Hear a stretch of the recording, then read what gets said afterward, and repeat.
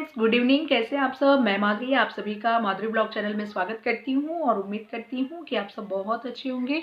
तो फ्रेंड्स, जैसे कि कल मैंने आपको वीडियोस में बताया था कि हाई स्कूल और इंटरमीडिएट के एग्ज़ाम स्टार्ट होने वाले हैं, तो ये बात बिल्कुल भी सही है और आपको अपनी तैयारी अब स्टार्ट कर देनी चाहिए क्योंकि एग्ज़ाम में अब बिल्कुल भी टाइम नहीं है। तो आपको अपनी प्रिपरेशन स्टार्ट कर देनी चाहिए। और कल जैसे मैंने वीडियोस में बताया था हिंदी के बारे में, कुछ मैंने आपको टिप्स दिए थे, तो आज मैं हिंदी में आपसे डिटेल में बात करने वाली हूँ। तो वीडियो के लास्ट तक ज़रूर बने रहिए और अगर ये वीडियो आपको पसंद आता है तो प्लीज़ चैनल को लाइक, शेयर और सब्सक्राइब ज़रूर कीजिए। तो फ्रेंड्स, चलिए वीडियो को स्टार्ट करते हैं और हम कुछ टॉपिक पर आपसे चर्चा करते हैं, बात करते हैं। तो फ्रेंड्स, मैं ये बताना चाहती हूँ कि जैसे मैंने कल हिंदी के पेपर में डिस्कस किया था, तो आज मैं हिंदी के बारे में आपको पूरी डिटेल बताने वाली हूँ।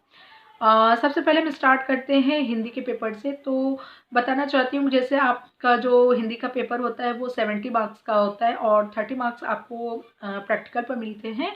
तो आपको ज़्यादा टेंशन लेने की ज़रूरत नहीं है। 70 मार्क्स जो हैं आपको किस तरह से लाने हैं एग्ज़ाम में, वो मैं आपको पूरी डिटेल में बताने वाली हूँ। तो फ्रेंड्स, सबसे पहले मैं आपको बताना चाहती हूँ कि आपको जो सीरीज़ लेनी है वो जैसे क्वेश्चन बैंक मार्केट में अवेलेबल हैं, तो आप किसी भी क्वेश्चन बैंक की, किसी भी प्रकाशन की क्वेश्चन बैंक लेकर के उससे तैयारी कर सकते हैं। और जैसे कि हमारा एक्सीलेंट हो गया, एक्सीलेंट क्वेश्चन बैंक हो गया, विद्या क्वेश्चन बैंक हो गया और हमारा ये राजीव प्रकाशन हो गया। तो ये सारे क्वेश्चन बैंक सीरीज़ जो है मार्केट में बहुत अच्छी तरीके से अवेलेबल हैं और इससे आप बहुत अच्छी प्रिपरेशन कर सकते हैं, वो भी कम टाइम में। लेकिन आपको एक शेड्यूल बनाना होगा टाइम का, पढ़ने का एक टाइम टेबल बनाना होगा और उसके अकॉर्डिंग आपको पढ़ना होगा, तभी आप पढ़ पाएंगे, नहीं तो नहीं पढ़ पाएंगे। आप सोचते रह जाएंगे पढ़ने के लिए, तो आप बिल्कुल भी नहीं पढ़ सकते हैं।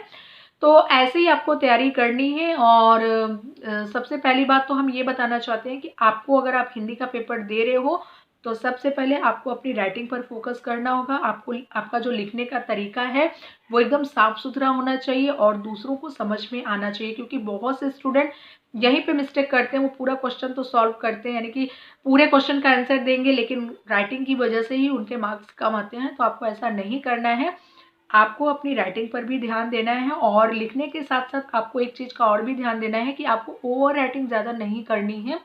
आपको उसमें ज़्यादा कट नहीं करना है, क्योंकि हिंदी में जो है ना वो राइटिंग पर भी आपके मार्क्स कटते हैं। तो इस वजह से सबसे पहला जो ध्यान है आपका हिंदी में वो है आपकी राइटिंग। और आपको राइटिंग कोशिश करना है कि जब भी आप लिखें तो आप black pen and blue pen दोनों का प्रयोग कीजिए, क्योंकि इन दोनों का जो कॉम्बिनेशन है ना वो देखने में बहुत ही अच्छा लगता है। और मैं ये कहूँगी कि जहाँ भी आप हेडिंग डाल रहे हैं वहाँ पर आप ब्लैक पेन का यूज़ कीजिए और उसके साथ साथ उसको शो करने के लिए आप स्केल का भी यूज़ कीजिए। और स्केल से जो होता है ना, जहाँ पर मेन पॉइंट होता है उसको आप स्केल से लाइन खींच करके उसको शो कीजिए, ताकि जो कॉपी चेक करता है, जो टीचर कॉपी चेक करता है, उसकी निगाह सबसे पहले वहाँ पॉइंट पर जाएगी और वहाँ से आपके मार्क्स बहुत अच्छे कलेक्ट हो सकते हैं।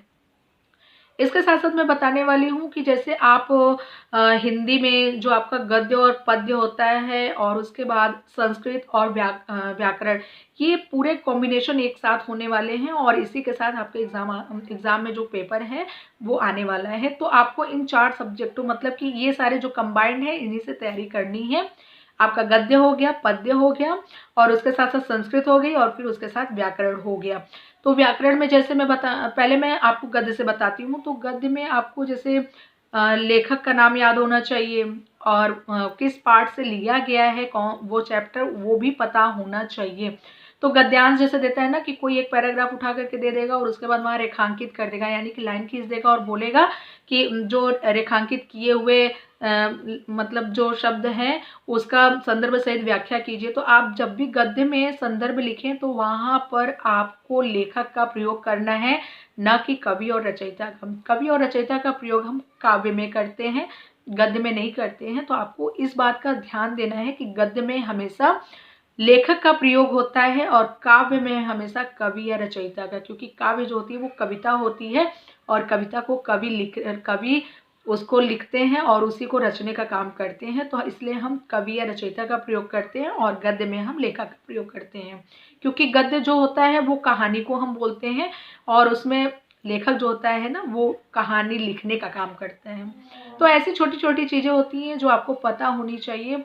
उसके साथ साथ मैं बताने वाली हूँ कि जैसे आपका काव्य में आ जाएगा कि कोई एक पैराग्राफ उठा करके दे देगा और उसके बाद बोलेगा कि संदर्भ सहित व्याख्या कीजिए, तो वो भी आपको पता होना चाहिए कि उसके कवि कौन है और किस पाठ से लिया गया है। तो इन सब चीज़ों का आपको ध्यान रखना है। जैसे काव्य में आ गया कि संदर्भ सहित व्याख्या कीजिए, तो आपको लिखना है कि प्रस्तुत काव्य हमारी, आपको काव्य शो करना है, प्रस्तुत काव्य हमारी पाठ्य पुस्तिका, उसके बाद पुस्तक का नाम लिखना है, फिर उसके बाद पाठ का नाम लिखना है, से लिया गया है और इनके रचयिता या इनके कवि, ऐसे करके उनका नाम लिख करके आपको पूरा कंप्लीट कर देना है। और अगर आपको प्रसंग आ रहा है तो आप प्रसंग जरूर लिखिए, संदर्भ, प्रसंग और व्याख्या, ये तीनों चीजें बहुत ज्यादा इंपॉर्टेंट होती हैं। ये आपको गद्य में भी ऐसे करना है कि प्रस्तुत गद्यांश हमारी पाठ्य पुस्तिका, उसके बाद आपको पुस्तक का नाम लिखना है, फिर राइटर का नाम लिखना है और किस पाठ से लिया गया ये भी लिखना है, और इसके साथ साथ फिर लास्ट में आपको लिखना है कि इसके लेखक ये लेखक हैं, उसके बाद से आपको फिनिश कर देना है, फिर प्रसंग और व्याख्या लिखना है।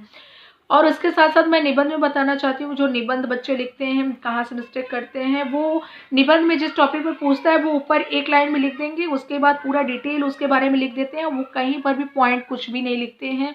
तो ऐसा आपको नहीं करना है, आपको पॉइंट दे दे करके, मतलब कि 1 2 3 4 ऐसे पॉइंट दे करके ही निबंध को लिखना है।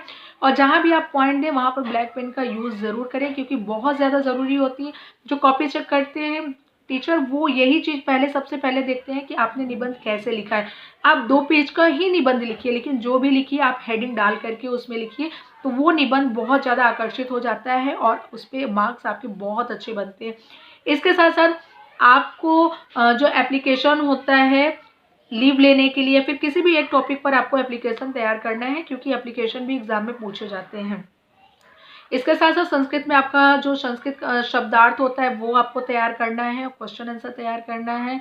और उसके साथ साथ आपको लकार, जैसे लट लकार, लोट लकार, लंग लकार, तो ये सारी चीज़ें भी आपको बहुत अच्छे से तैयार होनी चाहिए। धातु आपको तैयार करना है, तद्भव तत्सम तैयार करना है, पर्यायवाची शब्द तैयार करना है, विलोम तैयार करना है, मुहावरा तैयार करना है, प्रत्यय, ये सारी चीज़ें आपको बहुत अच्छी तरीके से तैयार होनी चाहिए, तभी आपके हिंदी में जो मार्क्स है ना वो बहुत अच्छे आएंगे। और इसके साथ साथ मैं बताना चाहती हूँ कि जब भी आप समानार्थी शब्द जरूर तैयार करके जाइए, क्योंकि उपसर्ग भी आपका होता है, संधि होता है, सोढ़ा, दोहा, अलंकार, ये सारी चीज़ें हिंदी में बहुत क्वेश्चन इनसे पूछे जाते हैं और इसके लिए आपको तैयारी बहुत अच्छी करने की ज़रूरत है। और जिन स्टूडेंट ने अभी तक कोई तैयारी नहीं की है, प्लीज़ आप तैयारी करना शुरू कर दीजिए, क्योंकि आप ये सोच करके जाते हो एग्ज़ाम में कि चलो हिंदी का ही पेपर तो है, कहाँ ज़्यादा उसमें क्वेश्चन आते हैं, किसी में से भी देख के भी कर लेंगे, तो ऐसा नहीं है बेटा। आपको जब हिंदी का पेपर जब आपको मिलता है ना, तब आपको समझ में आता है कि हिंदी का पेपर कितना हार्ड है। लोग कहते हैं कि हिंदी सरल है, लेकिन ऐसा कुछ भी नहीं है, हिंदी बहुत हार्ड है। जो नहीं पढ़ते हैं उनके लिए तो हार्ड है, जो पढ़ते हैं उनके लिए नहीं है। तो जो स्टूडेंट अभी भी नहीं तैयारी कर रहे हैं, प्लीज़ आप तैयारी करना शुरू कर दीजिए, क्योंकि आपके पास बिल्कुल भी समय नहीं है और आप हिंदी में अच्छा स्कोर ला सकते हो अगर आप प्रिपरेशन करके जा रहे हैं तो आपको प्रिपरेशन की तैयारी अब शुरू कर देनी चाहिए। और इसके साथ साथ मैं बताने वाली हूँ कि सेम यही इंटर के बच्चों का भी होने वाला है। जो इंटर के स्टूडेंट हैं वो भी ऐसे ही तैयारी करें, उनका भी क्वेश्चन लगभग यही आएगा, ऐसे ही आएगा जैसे मैंने अभी बताया है।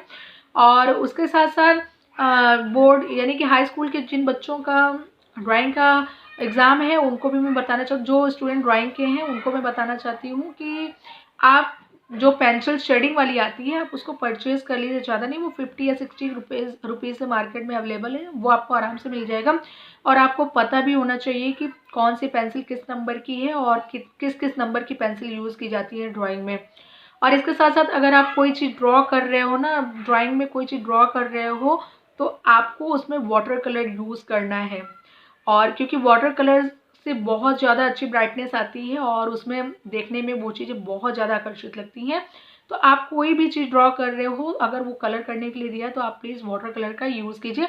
आपको स्केच कलर या पेंसिल कलर या क्रेयॉन्स कलर यूज़ नहीं करना है, आपको वाटर कलर ही यूज़ करना है। और जैसे पोर्ट्रेट में जो भी चीज़ें आ गई, आप शेडिंग वाली पेंसिल लीजिए, उससे शेडिंग दीजिए, बहुत अच्छी शेडिंग आती है और देखने में वो चीज़ें बहुत अच्छी एक्साइटेड लगती हैं। तो ये सारी छोटी छोटी चीज़ें होती हैं जो आप सभी को पता होना चाहिए कि एग्ज़ाम में ये चीज़ें ऐसी होती हैं। तो फ्रेंड्स, आज की वीडियोस कैसी लगी कमेंट में ज़रूर बताइएगा, और अगर ये वीडियो आपको कहीं से भी हेल्पफुल लगे तो प्लीज़ चैनल को लाइक, शेयर और सब्सक्राइब ज़रूर कीजिएगा। तो फ्रेंड्स, आज की जानकारी आपको कैसी लगी प्लीज़ मुझे कमेंट में ज़रूर बताइएगा, और अगर ये वीडियो आपको पसंद आए तो प्लीज़ अपने दोस्तों के साथ शेयर ज़रूर कीजिएगा। फ्रेंड्स मिलते हैं नेक्स्ट वीडियो में एक नए टॉपिक के साथ।